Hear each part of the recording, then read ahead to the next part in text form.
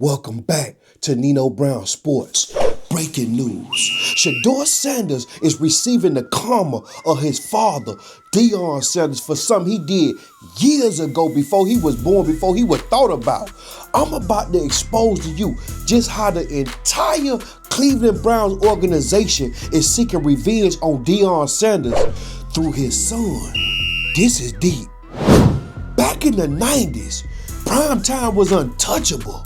A superstar in two sports, talking his talk and walking his walk.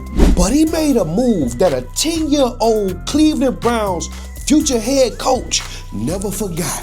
He threw ice water on Tim McCarver after getting called selfish. Tim McCarver said that Deion Sanders was wrong for playing football while the MLB playoffs was going on. And Deion responded, and he disrespected that man on national TV. It was pure humiliation. Check this shit out. Raiders apparently upset with Tim McCarver's criticisms of his two-sport day last Sunday. Felt like he would gain a measure of revenge, not with champagne, but by dousing McCarver with 4 tubs of ice water. McCarver was furious. So was CBS Sports. Rick Gentile, their producer, complained to National League President Bill White last night. McCarver wants a meeting with White as soon as he can get one. And after this confrontation, Tim McCarver confronted Sanders. Tom is right here. Right now. Here you go. You are a real man. You know that? Yes. You are a real man, Deion. I'll say that. Now that moment created a seed of bad blood, a seed that didn't die. It just sat in the soil of time. Fast forward decades later, Tim McCarver's son-in-law, Kevin Stefanski, is not a head coach of the Cleveland Browns. And in 2025, guess who he drafted on purpose as his third-string quarterback? Shedeur Sanders, the bloodline of the same man who embarrassed his wife's family on national TV. This was all planned. They planned to pick Sheduer up in the 5th round behind another quarterback they just drafted in Deion Gabriel. Then they got the other quarterback, Deshaun Watson, that's hurt. Then you had Joe Flacco over there. They had about 5-6 quarterbacks on the roster. But this was planned. The third-string bench warmer. They planned to put him on the third string when they drafted him. They planned to disrespect the whole entire Deion Sanders family. Sheduer came in with talent, with a generational movement, but Kevin Stefanski came in with a memory, with pride to settle the score that happened long before the birth of Sheduer. Every bad call Sheduer got, every moment he was set up to fail, every time he was thrown in the fire with no first-team reps, every time it looked less like football decisions and more like a man getting revenge for a wound that he never healed. The world saw a coach being tough on a rookie, but Kevin Stefanski's eyes saw something deeper, a generational receipt getting paid.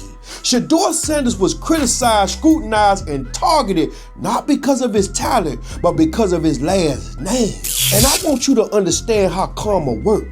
The son paying the price for the pride of the father.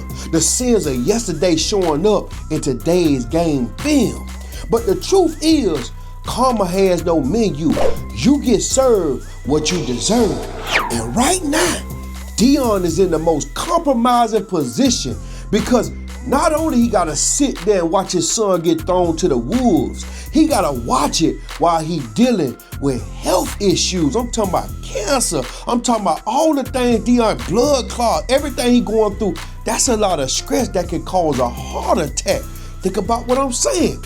That karma run deep. Now, who y'all think wrong? Now, if somebody did something to your grandfather, father-in-law, whatever he was, to this coach, would you get this man back through his son, or would you let that slide? Some people don't forget what you did to them and how it made them feel. Now, I want you to think about something. Just imagine a little clear-colored boy, little 10-year-old Kevin Stefanski, watching his father-in-law, future father-in-law, his goddamn white father, whatever he, grandfather, whatever he is to the boy, watching his father-in-law get done in by a black man, a successful black man. You know what kind of build up inside you behind that shit? Now, I kind of feel because somebody did something like that to my granddaddy or father-in-law, whatever it is, and I got to look at my wife every day, and that's her daddy. Yeah, I ain't going to lie. I'm going to get you back. I ain't going to let you slide with that. Yeah, it going to take the grace of God. God going to have to come down himself and tell me, let that shit slide. That's the only way it's going to slide. But check this shit out. So I just found out some damning, alarming evidence of why Kevin Stefanski hates Shedeur Sanders so bad. And it makes sense now. I couldn't figure it out before, but it makes sense now. In 1992, Tim McCarver was interviewing Deion Sanders in the postseason playoffs, baseball playoffs. And we all remember, he poured water on Tim McCarver. McCarver was very hostile about it. You feel like a real man, don't you, Deion? Why is that relevant? Why is that pertinent to the situation? Tim McCarver is Kevin Stefanski's granddaddy. Now, in 1992, Kevin Stefanski was a 10-year-old boy. Imagine being a 10-year-old boy and seeing your hero, your grandfather, being bullied by another man, belittled on national television, pouring water on him. Imagine what was going through Stefanski's head as a 10-year-old boy. And here we are 32, 33 years later and carrying that fucking anger all this time and taking it out on Deion Sanders' son. Think about it. It makes sense. Tim McCarver, Kevin Stefanski's grandfather, Stefanski's been harboring these ill feelings towards Deion Sanders for 30-some years? And he finally got a chance for revenge against fucking Deion Sanders and Shedeur Sanders. So, this is breaking news here.